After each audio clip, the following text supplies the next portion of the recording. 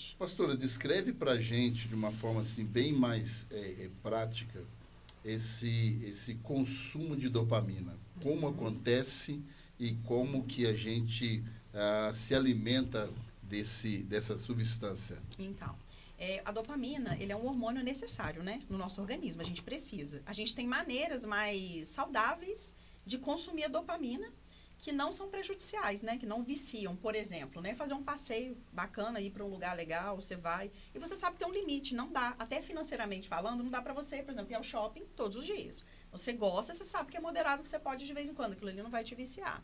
Existe a dopamina por um tempo, um namoro, né, de um abraço, um toque físico. A dopamina, quando você assiste algo que você gosta, por exemplo, um filme, né, pode liberar dopamina. Isso tudo é muito saudável.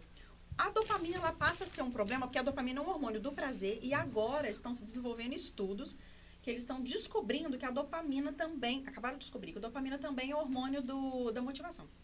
Então, ela também motiva.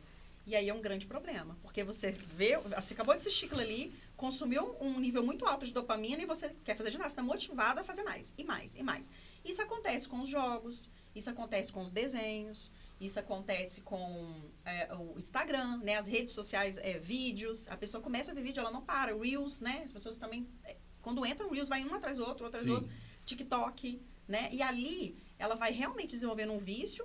Quando ela tende a fazer outras programações que não fornecem essa quantidade grande de dopamina de uma vez só, ela não quer fazer, ela não consegue se concentrar. Charlene, ela falou sobre esse grande consumo daquilo que traz esse prazer. Às vezes, as pessoas, cada um tem sua forma de sentir prazer, de liberar essa dopamina. E voltado aqui para o público mais infantil, que a gente viu as responsabilidades disso, a gente tem visto aí um grande lançamento de jogos, de brincadeiras, de mensagens, né, com relação a vários programas, até alguns programas desenvolvidos para isso. E hoje a gente tem dado de cara com o Brian, até a pronúncia dele já é... Brian Hoth. Brian Hoth. O Brian Hoth, que o nome, foi desenvolvido em cima de uma ideia italiana. Alguns jogos e alguns vídeos. O que você me fala com relação a esse tipo de jogos? O que a gente tem hoje que a gente poderia trabalhar para evitar ou conhecer melhor essas questões da inteligência artificial, dos jogos, brincadeiras e nas demais coisas? Então, esse Brian Hoth, né, que eles estão falando muito, que é o mais acessado nos dias atuais, né, são vídeos que tem animações engraçadas, falas caricatas, assim, aparentemente com conteúdo inocente, né? Mas na maioria deles, eles são carregados de racismo, de violência, de misoginia. E o que a gente precisa para a gente saber o que os nossos filhos estão consumindo? A gente precisa saber.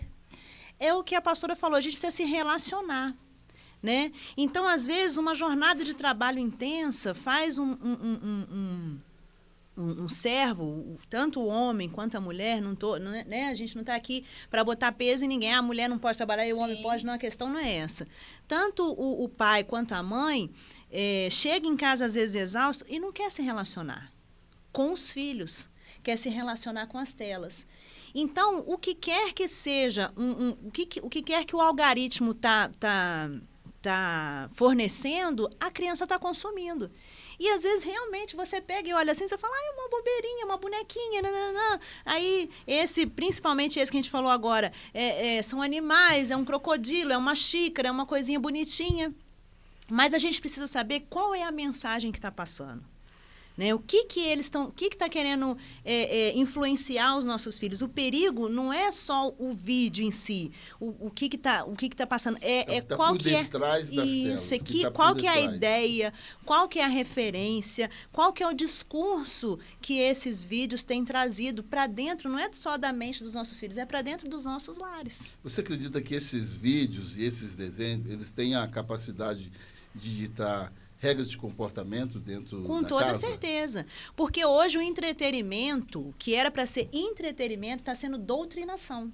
O que era para ser entretenimento, né? Antigamente, como nós brincávamos na rua, né? A gente se relacionava com os amigos do colégio, da rua, a gente não chegava em casa com vontade de ver televisão. Tinha televisão, tinha os programas com mensagens subliminares, mas a gente consumia dopamina de forma saudável. Então, hoje, as pessoas não estão fazendo isso. Elas não estão saindo mais, porque agora também tem essa questão do medo, né? Hoje em dia, você não pode deixar uma criança brincar na rua. É muito perigoso mesmo. Mas o perigo não está só do lado de fora. O perigo também está do lado de dentro. Porque do lado de dentro, as crianças estão sendo doutrinadas. Esse tipo de vídeo, de vídeo que nós estamos falando aqui do Brian Roth, o nome dele, né, traduzido para o português, é um apodrecimento cerebral. Então, ele serve justamente para isso, para te viciar em dopamina, para que essas crianças, né, porque a estratégia de Satanás sempre foi atacar as crianças, né, para que essas crianças cresçam sem ter discernimento. Sim. Porque uma criança sem discernimento, ela não precisa votar num bom político. Uma criança sem discernimento, ela não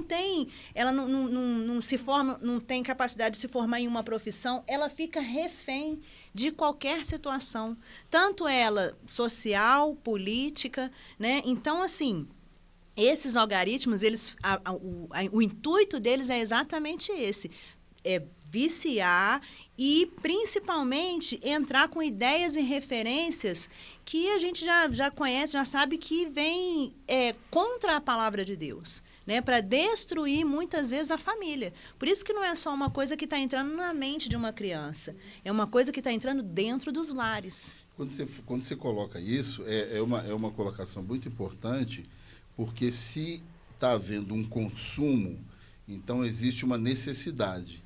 E essa necessidade não tem sido suprida dentro das residências, principalmente se tratando de um povo evangélico, porque então falta palavra, né, Rodrigo? Está faltando palavra dentro das casas. E isso é uma característica que a pastora falou, que é uma característica do adulto. Eles precisam alimentar suas crianças de algo realmente saudável. E a palavra de Deus também traz essa satisfação, traz também essa dopamina, que existem vários textos aqui que a gente pode encontrar aí, prazeres. Você tem alguns textos, eu particularmente tenho alguns textos na Bíblia que eu dou gargalhada, eu acho engraçado demais. Então, então está dizendo que há um déficit nas informações relacionadas à palavra de Deus. Sim, eu queria até trazer um texto em 1 Samuel... Em 1 Samuel, que eu anotei aqui, 1 Samuel, capítulo 2, versículo 19. E sua mãe fazia uma túnica pequena e de ano em ano lhe trazia quando seu marido subia para oferecer o sacrifício anual. Ana entregou Samuel no templo e ela não deixou ele à mercê do sacerdote. Anualmente ela voltava lá, ela levava uma túnica, ela instruía o filho, ela fazia. Então, às vezes, as pessoas têm essa desculpa de que não tem tempo, mas Ana, ela se programou. Não, meu filho está lá no templo, mas ele não está jogado. Eu continuo sendo responsável pela vida dele, pela instrução, né? Então, nós temos que ter essa consciência. Biblicamente, nós temos que ter essa consciência. E quando a gente fala assim, falta palavra, A gente não está falando assim que não é que a pessoa não está lendo. É que a pessoa, às vezes, não tem aquela paciência de sentar. Cada fase da criança, ela absorve de uma maneira diferente. A pastora está aqui, ela é psicóloga, ela vai poder explicar até muito melhor do que eu. Cada fase da criança, ela recebe de forma diferente. Quando ela tem 2, 3 anos, ela é um pouco mais lúdica e aquilo vai melhorando e tal. Então, quando você se propõe a ser pai, né? Quando você se propõe a ser um médico, você estuda. Quando você se propõe a ser um engenheiro, você estuda. Quando você se propõe a ser pai, a palavra de Deus te ensina tudo. Então, se você pegar a palavra de Deus, você consegue ser instruído quando a criança tem meses na barriga, porque há infinitos estudos falando que a criança no ventre, ela já ouve, ela já entende, ela já sente, tanto que ela se sente rejeitada, que ela pode se sentir amada. Então, no ventre, você já pode começar a instruir o seu filho. A palavra de Deus nos ensina a instruir os filhos desde pequeno. Ana, ela aprendeu, ela deixou o menino lá, mas não a mercê. Ela falou, não, anualmente eu vou lá, eu levo uma túnica, eu vou orientar, eu vou falar, eu vou explicar, eu vou mostrar para ele que não é o ambiente que tem que fazer ele, é a palavra de Deus. Tanto que se Samuel dependesse do ambiente, ele teria ficado como os filhos de Eli. Se fosse pelo exemplo... Se fosse pelo exemplo, ele teria ficado como os filhos de Eli, né? Mas ele o quê? Ele prezou a educação que a mãe e o pai deu a ele. Então, assim, nós temos que entender isso como cristãos, nós precisamos entender isso, que a palavra de Deus não é só você ler a palavra de Deus, é você compreender o seu filho, saber ouvir, né? Porque saber entender de si mesmo, porque às vezes eu mesma estou acelerada, ansiosa, não sei o quê, aí passa essa ansiedade para a criança. Eu estava conversando com uma prima um dia e a gente estava falando sobre isso. Ela bota as crianças para almoçar, faltando 30 minutos para levar para o colégio. E fica, vamos menino, vamos. A própria mãe já deixa a criança ansiosa. Ai, mas aí, Charlene, como é que eu vou fazer? Bota o almoço 1 hora antes. Porque criança de 2, 3, até 5 anos demora a comer. Você não pode exigir de uma criança de 4 anos o mesmo que você exige de um menino de 15. Se você, pai, não tem essa consciência, então você precisa ir para o joelho para saber como que lida com uma criança de 1 ano, de 2, de 4, de 6, de 10, de 12. O meu pai tem 92 anos, ele se preocupa com um filho de 65 anos que teve um AVC. Quer dizer, então eu entendo que até a gente morrer, a gente tem responsabilidade com os nossos filhos.